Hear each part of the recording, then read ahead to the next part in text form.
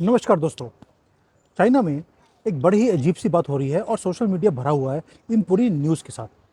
News ये है और ख़तरनाक भी है कि चाइना के अंदर एक क्रिटिकल सिचुएशन आ गई है जिसके अंदर जो बैंकिंग क्राइसिस है वो बढ़ता जा रहा है। मिलियंस ऑफ सिटीजन्स हैं यहाँ पर जिनके ऊपर एक जिसको होते हैं पैसे निकालने की दिक्कत हो रही है बैंकों से। मेरा खुद का जो बैंक था वो फ्रीज हो गया।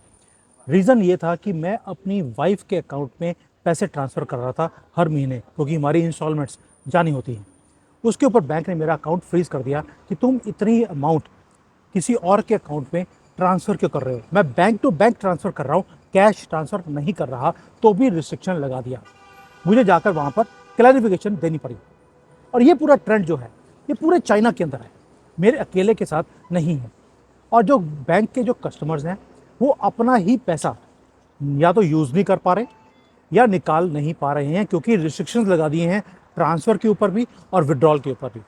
जब मैंने बैंक से बात करी तो बैंक ने बोला ये आपकी सेफ्टी के लिए है, क्योंकि बैंक में ऑनलाइन फ्रॉड्स बहुत ज़्यादा बढ़ते जा रहे हैं, उसे रोकने के लिए हम ये काम कर रहे हैं।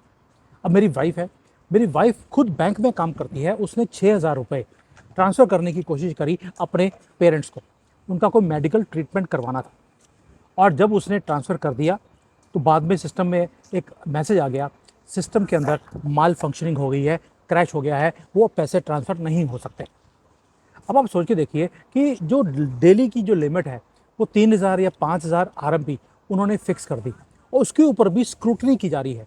जो बहुत देर से कस्टमर्स हैं, जैसे मेरा अकाउंट है पिछले 15 साल से मेरे बैंक के अंदर है, मेरी कोई भी सस्पिशियस एक्टिविटी नहीं है, मेरा अकाउंट बिल्कुल ठीक है, तो भी उन्होंने ये सारी रिस्ट्रिक्शंस लगाई हुई हैं। कॉर्पोरेट जो अकाउंट्स हैं हमारे, उसके अंदर भी उन्होंने लिमिट बांध दिया 10,000 का। इससे ऊपर आप ट्रांजैक्शन नहीं कर सकते हैं, करना है तो पहले बैंक को इन्फॉर्म करना पड़ता है। अब ये 10,000 कोई बहुत बड़ी रकम नहीं होती। अब आप सोच रहे होंगे क्या बैंक कोलैप्स हो गए हैं। दोस्तों उसके अंदर जो गवर्नमेंट बोलती है, गवर्नमेंट का मैं नज़रिया बता रहा हूँ, वो बोलते हैं कि हम जो ब्लैक मनी है, जो करप्शन मनी है, उसे रोकने के लिए ये सारे काम कर रहे हैं। लोग कैश निकालते हैं, कैश में ट्रांजैक्शंस कर लेते हैं, तो जो 2 नंबर की जो पैरेलल इकॉनमी है उसे हम क्रश करने की कोशिश कर रहे हैं। हर चीज़ ऑनलाइन होनी चाहिए थ्रू, जैसे अपना इंडिया में यूपीआई है उसे यूज़ कीजिए, चाइना का अपना यूपीआई है, तो उससे ये सारे फ्रॉड्स बंद हो जाएंगे। टेलीकॉम फ्रॉड या ऑनलाइन फ्रॉड, जैसे भारत में ये सारे मुसलमान करते हैं ऑनलाइन फ्रॉड्स, चाइना के अंदर भी ऑनलाइन फ्रॉड्स काफ़ी होते हैं। और जो एक्सपर्ट्स हैं उनका मानना ये है कि अगर आपने इतनी रिस्ट्रिक्शन लगा दी है 3,000 की, 10,000 की अकाउंट्स के ऊपर, उसके बाद भी स्कैम से रुक नहीं रहे, स्कैम तो अभी भी हो रहा है, तो आपके ये सारा कुछ करने के बाद फ़र्क क्या पड़ा। दैट मीन्स एक और चीज़ हो सकती है जो चाइना में हो रही हो। लोग ये बोलते हैं कि जो चाइनीज़ बैंक्स हैं उनके अंदर लिक्विडिटी क्राइसिस आ गया है, ये लोगों का कहना है। जबकि मुझे ऐसा लगता है कि लिक्विडिटी क्राइसिस चाइनीज़ बैंक्स पे नहीं आ सकता। 10 ट्रिलियन आरएमबी से ज़्यादा तो लोगों के पैसे पड़े हैं जो लोग खर्चा ही नहीं कर रहे, स्पेंडिंग ज़ीरो है यहाँ पर। और लोगों ने ये बोलना शुरू कर दिया कि शायद बैंकों के पास पैसा कम है। अब ये चीज़ें बाहर की फोर्सेस की तरफ से यहाँ पर स्प्रेड की जा रही हैं ताकि लोग भरकर बैंक में जाएं, पैसों को विड्रॉ करें और यहाँ के बैंक्स कोलैप्स कर जाएं। लेकिन गवर्नमेंट ने भी उसके ऊपर रोक लगा दी ताकि बैंक्स को कोलैप्स ना करने दिया जाए। एक काम और हुआ है, कई सोशल मीडिया पे चीज़ें आई कि जी यहाँ के तो बैंक्स बंद हो रहे हैं। भाई एक चीज़ बता रहा हूँ आपको, जो बैंक की विड्रॉल है वो अलग चीज़ है, जो ये बैंक की ब्रांचेस बंद हो रही हैं और जो एम्प्लॉयज़ हैं उन्हें जॉब से बाहर निकाला जा रहा है, उसका मैं आंसर बताता हूँ, क्योंकि मेरी वाइफ खुद बैंक में काम करती है। उसका रीज़न है कि यहाँ पर जो 1500 से ज़्यादा ब्रांचेस बंद कर दी गई हैं पिछले 4-5 सालों में, 4-5 सालों में, जबकि 5 साल पहले यहाँ पर इकोनॉमी की प्रॉब्लम नहीं थी। तो 5 साल पहले इन्होंने बैंकों की ब्रांचेस बंद करनी शुरू क्यों करी, और इन्होंने पिछले 6 महीने में तो सिर्फ 6 महीने में 4,000 से ज़्यादा बैंक एम्प्लॉय निकाल दिए हैं। और जो बड़े 4 बैंक हैं चाइना के, उसमें ऑलमोस्ट 70,000 एम्प्लॉयज़ पिछले 5 साल में निकाल दिया।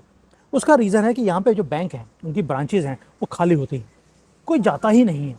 हर चीज़ ऑनलाइन है, हर चीज़ डिजिटल है, कैश का ना लेन देन है, कुछ कोई ज़रूरत नहीं पड़ती आपको बैंक में जाने की।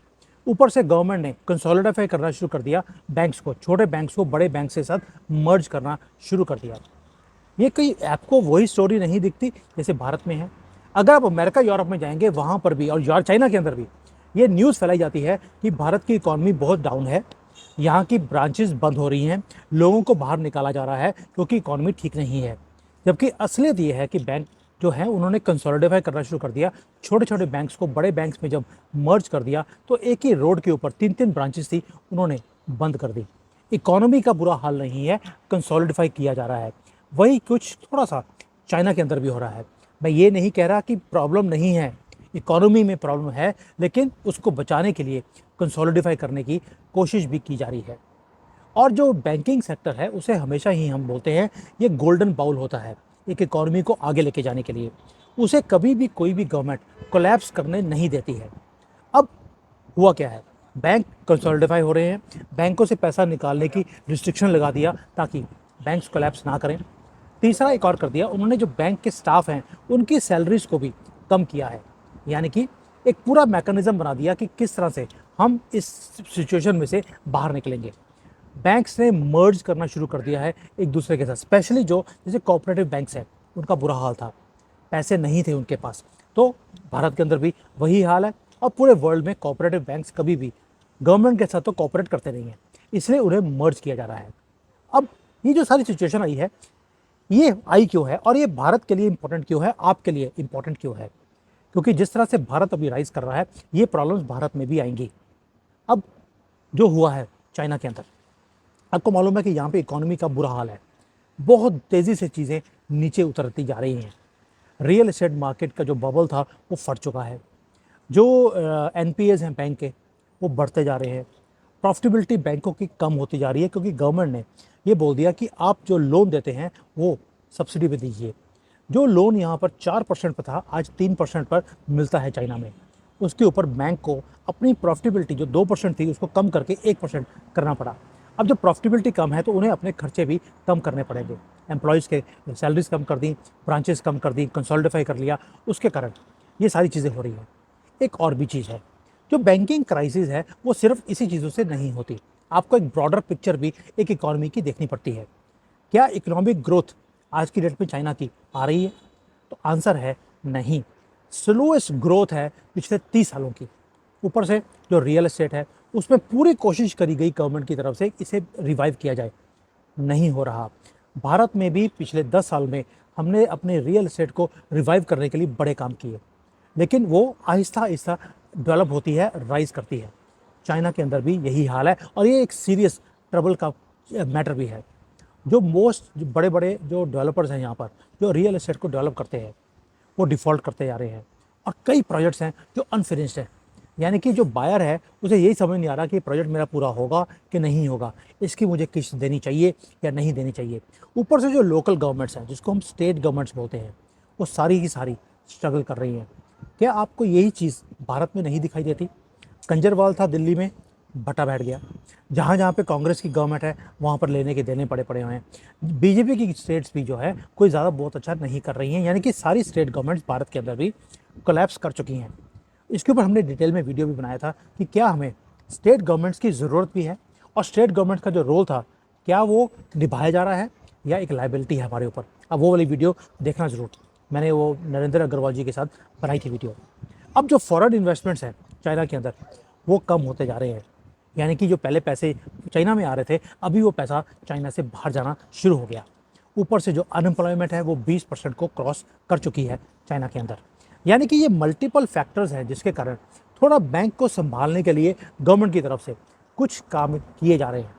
भारत में भी ये काम तब नहीं किए जब हमारे पास दिक्कत थी, हमने दिक्कत आने से पहले ही मोदी जी ने ये सारे काम कर लिए। यानी कि हमने अपने बैंकिंग को ऑलरेडी बहुत ज़्यादा स्ट्रॉन्ग कर चुके हैं और ये स्ट्रेंथ हमें दिखती भी है। अब जब सारे ये फैक्टर्स को हम कंबाइन करते हैं, इससे जो बैंकिंग सेक्टर है उसके ऊपर प्रेशर पड़ रहा है चाइना के अंदर। और जो बैंक्स हैं वो बहुत सपोर्ट कर रहे हैं, ट्राई कर रहे हैं कि किसी तरीके से जो बिजनेस है जो स्ट्रगल कर रहा है, लोकल गवर्नमेंट्स हैं जो स्ट्रगल कर रही हैं, उन्हें मैनेज किया जाए ताकि इनके अपने रिस्क्स कम हो बैंकिंग के। लेकिन अभी तक जो भी इन्होंने तरीके अपनाए, फैसले किए, उसका रिजल्ट ना तो बैंक को मिल रहा है ना इंडस्ट्री को मिल रहा है, क्योंकि इंडस्ट्री को चाहिए ऑर्डर पूरी दुनिया से इनको नहीं मिल रहे। अब इसके इम्प्लीकेशंस लॉन्ग टर्म की क्या है? इम्प्लीकेशन ये है कि जो ट्रस्ट है बैंकिंग सेक्टर के अंदर वो आहिस्ता आहिस्ता कम होता जा रहा है। मैं खुद बड़ा परेशान था कि भाई मेरा सारा पैसा यहाँ पर मेरे बैंक के अंदर है, मैं अपना पैसा ही यूज़ नहीं कर पा रहा हूँ, तो मेरा फ्यूचर क्या है, सेफ्टी क्या है? अब सोनिया गांधी है, उसने अपना सारा पैसा सारी दुनिया से निकाल के चाइनीज़ बैंक में लगा दिया था। आपको मालूम है, मैंने वीडियो बनाया था कि चाइनीज़ में, चाइना की बैंक में उसके पैसे फंसे हुए हैं, क्योंकि यहाँ पर विड्रॉल के ऊपर लिमिटेशन है।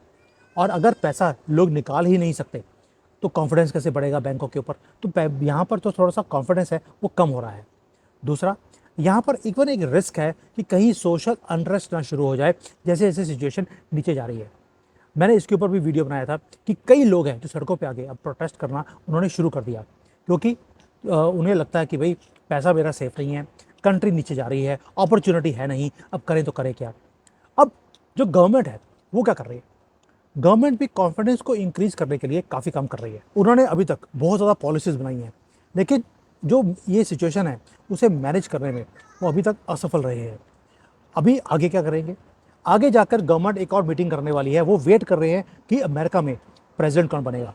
अगर ट्रंप आ गया तो इन्हें बहुत ड्रास्टिक स्टेप्स लेने पड़ेंगे, और जो मीटिंग 2026 में होनी थी वो 2024 के एंड में गवर्नमेंट करने वाली है। अगर कमला हैरिस आई तो मीटिंग 2026 में ही होगी, क्योंकि उसने तो ऑलरेडी चाइना के साथ हाथ जोड़ने का प्रॉमिस कर लिया है। तो आज की डेट में जो चाइना का फाइनेंशियल सेक्टर है वो अनसर्टन है बहुत बड़े लेवल पर, और इसको गवर्नमेंट क्या ठीक कर पाएगी ये वक्त बताएगा।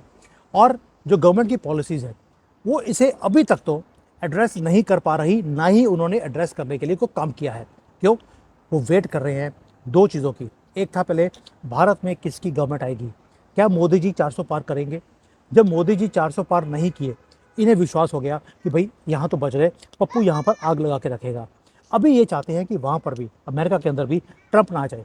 अगर ट्रंप आया तो चाइना का बैंकिंग सेक्टर अच्छी तरह से कोलैप्स कर जाएगा। लेकिन इतना भी आसान नहीं है, क्योंकि जो चाइनीज़ बैंक्स हैं, जो यहाँ के इंडस्ट्रियलिस्ट हैं, उन्होंने इंटरनेशनल मार्केट से पैसे उठाए हुए हैं, और जब इंटरनेशनल मार्केट से पैसे उठाए हों तो वो भी नहीं चाहते कि किसी और कंट्री के बैंक्स कोलैप्स करें, क्योंकि यहाँ पे ब्लैंक बैंक्स कोलैप्स करेंगे तो जो पैसा बाहर की मार्केट से उठाया है वो वापस नहीं जाएगा। ये एक दूसरे एक मकड़ी का जाल है। इतना आसान नहीं होता है किसी भी चीज़ को कोलैप्स करना। विश हो सकती है, लेकिन रियलिटी में ये पॉसिबल नहीं होता। तो इसलिए मैं ये वीडियो बनाया आपके लिए, ये बताने के लिए कि चीज़ें ठीक नहीं हैं। गवर्नमेंट जो भी अब तक पॉलिसी बना रही थी उसका फ़ायदा नहीं हो रहा। इकॉनमी जो है यहाँ की वो नीचे जाती जा रही है। लेकिन गवर्नमेंट ने एक फ़ैसला किया हुआ है कि हम 6 नवंबर तक की वेट करेंगे कि अमेरिका में प्रेसिडेंट कौन आता है। अगर अमेरिका में ट्रंप आया तो ये सारी अपनी तिजोरी, जो इनके पास फॉरेन रिजर्व्स के 3 ट्रिलियन डॉलर पड़े हैं, ये उसे निकाल देंगे, मार्केट में फेंकेंगे, मार्केट को स्टेबलाइज करेंगे। और वो पैंतरा इनका यह पॉलिसी क्या काम आएगी, क्या उसका रिजल्ट आएगा? जब आएगा तो मैं इस स्टोरी के ऊपर दोबारा से वीडियो बनाऊंगा एज इट इज़, जैसी सिचुएशन है यहाँ पर। कोई सेंसेशन नहीं, कोई फेंकू वाला बात नहीं, जो है सो है। And what do you think, जो चाइना की सिचुएशन है इसमें से चाइना बाहर निकल से पाएगा? क्या इनके पास कोई फॉल बैक अरेंजमेंट है इससे बाहर निकलने के लिए? आपकी इसके बारे में क्या राय है? मेरे अपने हिसाब से मेरे से पूछेंगे, Chinese government knows what to do, the only thing is they are waiting. इसको बोलते हैं wait and watch. Real estate companies को सिर्फ 200-300 बिलियन डॉलर चाहिए, वो बच जाएंगी। तो चाइनीज़ गवर्नमेंट उन्हें पैसा क्यों नहीं दे रही? कभी सोचा आपने? उसका रीज़न है, चाइनीज़ गवर्नमेंट को पता है कि अमेरिका में जब 2008 में क्राइसिस आया था, जो कंपनीज ठीक भी थी उन्होंने भी दिवालिया अपने आप को घोषित कर दिया, ताकि गवर्नमेंट से पैसे लेंगे और पैसे लेकर अपने जो पुराने पाप हैं वो धो लेंगे। चाइनीज़ गवर्नमेंट वो नहीं चाहती है। वो चाहते हैं कि जो एक्चुअल में दिक्कत में है उन्हें पैसा दिया जाए, ना कि सभी को। रेवड़ियाँ बांटने का काम भारत में ही होता है, अमेरिका में होता है, सारी डेमोक्रेटिक कंट्रीज़ में होता है, चाइना में नहीं होता। इन्होंने अगर तरक्की करी है उसका रीज़न एक ही है, कुछ भी चीज़ फ्री नहीं है यहाँ पर। यहाँ पे तो रेस्टोरेंट में जाते हैं कई बार, वहाँ पर 10% एक्स्ट्रा टैक्स लगाते हैं वो फॉर क्लीन एयर, कि आपको क्लीन एयर दिया है हमने, उसके लिए 10% टैक्स है। यहाँ पर हवा भी बिकती है, मिट्टी बिकती हुई आपने देखी है, पानी बिकता हुआ देखा है। चाइना में हवा भी बिकती है, कुछ भी फ्री नहीं है, और इसीलिए तरक्की हुई है। थैंक यू दोस्तों, ये चीज़ें आपसे शेयर करके मुझे बड़ा मज़ा आता है, और आपके जो कमेंट्स हैं मैं पढ़ता हूँ, उसको रिप्लाई करने की पूरी कोशिश करता हूँ।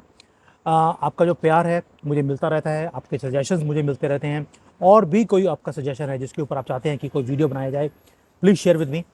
कोई चीज़ है चाइना की जो आप कवर करवाना चाहते हैं, let me know. I will try my best to cover it for you. Thank you. जय हिंद। वंदे मातरम।